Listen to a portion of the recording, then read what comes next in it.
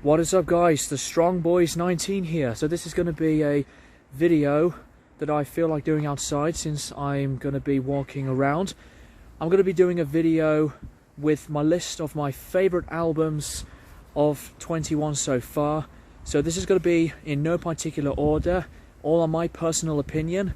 So without any further ado, let's jump right into it. So the first album into my list is Clanny, Gojira. I might have mispronounced that album name, I do apologise, but I've been a big fan of Clanny for a very long time, and when I had done my review of the album, I was really positive about the record. There is a lot of the variety that Clanny had done quite a lot with this album.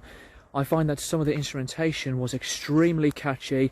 There's a lot of the melody vocally and so much musical abilities. I find some of the guitar riffs on one of the tracks to sound pretty heavy sounding, and the instrumentation on a lot of these tracks work out so efficiently. They're just one of those bands that, in my opinion, have not made a poor release whatsoever. Although I will say that some of the earlier stuff is more favourable for me, but definitely check this one out, and I will have to say that this is possibly their most diverse album in their discography. Next album into my list is Dread Sovereign Alchemical Warfare. I have been absolutely loving more of the stuff to this album, and when I did my review for this album, it was my introduction to the band. I was not at all very familiar with it, but the more I listened to this album, the repeats, it kept growing more and more. And actually, this is a metal album that, if you love the very heavy metal, stoner, rock, doomy sounds of music, then look no further with this album. This album really does deliver massively with some of the best and catchiest metal sounds of this band's music to date. Really great, addicting, brilliant stuff, and released through Metal Blade Records. That is absolutely one of the best parts about the album, including the production, which is just as amazing. Some of these materials on this record get better every time I play it, and I highly will recommend this album. So this is just an absolute beast of a record. The next album in my list, I'm going to put in Fear Factory, Aggression Continuum. Now, I know that this album has been praised for many fans as one of the band's best albums, and I'll have to always agree, because Fear Factory are one of my always favourite metal bands of all time. Not to mention that Burton C. Bell's vocals, in my opinion, are at one of his very best. Some of the heavy instrumentation can be a little janty in places, and I do admire what Dino Cazares wanted to take in the newer direction of writing material for Fear Factory's music. But I think that this album really does have some brilliant delivery and great ability into the continuation with the man versus machine concept, as Fear Factory have been doing that for a very long time. Awesome production, and also Mike Heller's drumming was fantastic. Personally, I'll still defend this as maybe their best album since Archetype. So that's all I would like to say on that note. So Aggression Continuum by Fear Factory. Next album for the favourite albums of the year list is going to be quite a controversial pick for some people, but I'll just add it in for the sake that I absolutely have been addicted to this album more and more over time, and that is Infinite Granite by Deaf Heaven. Now, as much as I'm a big fan of the shoegaze music genre, love many of them from Slow Dive to My Bloody Valentine and a bit of Ride, etc.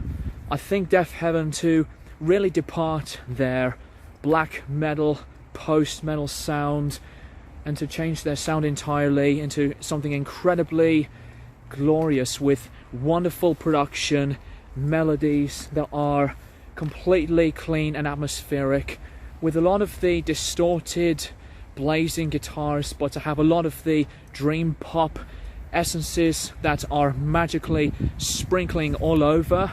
With this different album, I have been really absorbing this so much more, and the more I listen to this album, it got better. And I know that a lot of people have given it a very mixed reaction. Some people really like it, some people don't, but in my honest opinion, in my open words, this is one of their best albums. And I've seen some reviews that were really critical about this album, but it's each to their own. More power to them for expressing their words on the album. But I think Infinite Granite is an awesome difference when you can compare it to their previous albums. So anyways, Infinite Granite, one of my other favourite albums. Another album to the list that I've been loving more over time, this is Genghistron Dream Weapon.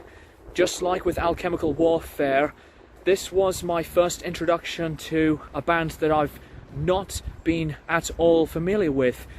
But I think that after listening to this album, I feel that the differences and influences for me coming back to this album have been growing better and better. I love the very swimmingly ambient driven and highly melodic progressive sound that this band was delivering, and I know that this is their first album in more than a decade. I have not heard the earlier avant-garde metal stuff from the band yet, but with this album I really think that the mixture with the ambient Tangerine Dream-esque kind of atmospheric touches with a bit of that prog metal vibes surrounding the album musically, it's just a really strong album. I think this production was absolutely beautiful as well, and it was a record that took me by surprise because I was not into this type of sound before with a metal band, but this is their most different album, just like with Infinite Granite, and I will probably add this as one of my top 5 favourite albums of the year. Here's another album that I would put in as one of the best of the year so far, and that is going to go to Gojira with Fortitude. Now I know that this album does get a bit of a mixed response from some fans and people alike, but I've been a fan of Gojira for a long time, and I think that this album musically is more of an improvement over Magma, and I've actually revisited Magma. I really like the record for what it is. I think it was a very brave, personal and balanced album, and I think it's very overlooked. But with Fortitude, I think that this is more of a difference in tonality and as well as the production. I think that the material here does contain one of their new best tracks in my opinion. I think the mixing as well can be an issue. I think that's the weakest point about the album in my opinion, but lyrically, personally deep, and instrumentation wise, I think it's just absolutely brilliant. Maybe just one of their best albums, personally maybe in the top 5 for sure, but I think Fortitude as a follow-up to Magma is more of a favourite in Gojira's discography. The next album into the favourite albums of the year video is another different album from a very unfamiliar band for me, and that is Blackmidi, Cavalcade. Now, just like what I said about Dread Sovereign and Dream Weapon from Genghistron, this was another intro to the band for me. I was very familiar with the positive reception that the band's been getting, but I think that Cavalcade is just a really brilliant addition to new material. This is a combination album with a mixture on a bit of some avant progressive type of stuff with a bit of the jazzy fusion-ish kind of sound. It is just a mixture of wild different styles to the record. A British band, as I've been looking the band up, and the cover art really intrigued me, and I was completely blown away by the virtuoso musicianship, crafty sounding album. So this is just a really different experimental kind of album that I highly recommend it. So Blackmidi's new album was just absolutely a really versatile driven album, and I again would highly recommend this record. The very last album to be added to my favourite albums, fuck's sake. The very last album for me to finish off this bunch of albums list is Evil Hell Unleashed. Now this is their first album in 8 years since Skull, and Evil are, in my opinion, one of the best modern thrash metal bands. This is their first without Matt Drake. His brother Oliver takes the spot as lead vocalist, and his vocals to this album, to me, sounded really good. Very heavily aggressive, ferocious, maddening instrumentation. The tracks to the album were the most aesthetic that Evil had sounded. It's just some blazing, manic, speed, awesome stuff. And I'll have to say that this band at this point have maybe been accomplished as one of the strongest different lineup changes with any metal band through a lineup change. And if you really want to completely digest into some of their most brilliant and great stuff of thrash and speed and dexterity, this album by Evil, absolutely one of the best albums that Evil had put out. And as much as I have been really loving albums like Five Serpents' Teeth and pretty much the discography, Hell Unleashed, what a comeback album for this band. And with that being said, guys, that is the video of my favourite albums of 2021 so far. Please let me know what your album favourites are in the comments down below. And I had to take random takes, random steps from my walk to make this video so that anyone would not see me, because filming outside with a camera on my mobile in front of me can get very weird for some people.